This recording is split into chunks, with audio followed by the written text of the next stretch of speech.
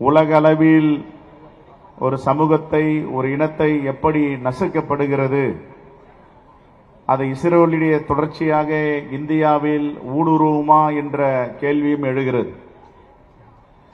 Nobel பரிசு பெறுவதற்காக போர் நிறுத்தம், இன்னும் 2-3 நாட்களில் நோபல் பரிசு அறிவிக்கப் போகிறார்கள்.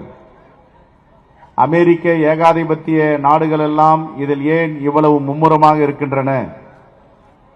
இதற்காக ஹமாஸ் தோழர்களை மிரட்டி உடன்படிக்கைக்கு வர வைக்கிறார்கள் என்ற கேள்வி எல்லாம் எழுகிறது.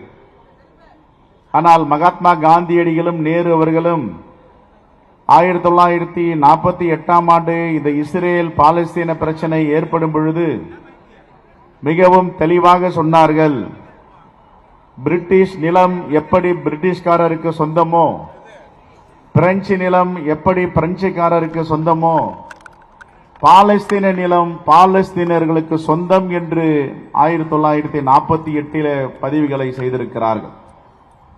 ஆனால் காலப்போக்கில் எவ்வளவு போராட்டங்கள், போர்கள் வந்திருந்தாலும் இந்தியா தன்னுடைய இறையாண்மையில் இருந்து விலகவில்லை.